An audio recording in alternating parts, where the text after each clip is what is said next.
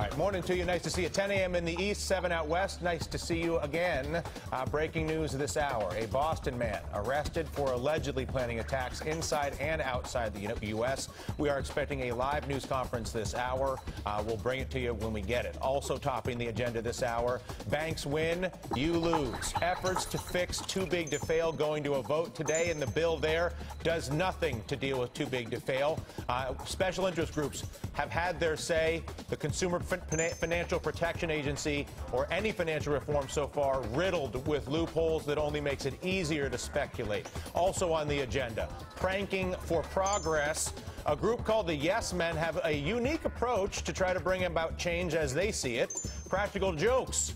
Just ask the Chamber of Commerce and Democratic Senator Arlen Specter. They both know about the Yes Men. We'll talk with a member, one of the men, if you will, a little bit later. Also, Acorn versus the activist, the so-called pimp and prostitute from that undercover video, looking to set the record straight about their sting operation. Plus, out of order. Credit card companies, or all credit card companies, increasing and adding fees to consumers, even for people who always pay their bill on time and in full.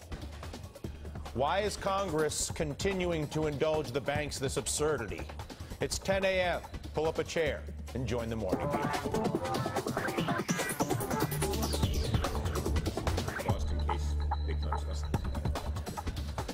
House Financial Services Committee going to take a final vote today on a key component of President Obama's theoretically sweeping financial overhaul, although I emphasize the theoretical on that. Republicans and some conservative Democrats on the committee trying to water down the president's efforts, apparently, to set up a consumer financial protection. Transformed the banking industry, and you let that moment pass, and now, months later, we show up as supplicants, and the banks, not surprisingly, are solvent again because we gave them all the money, and they're pushing back with all their enormous power on the Hill.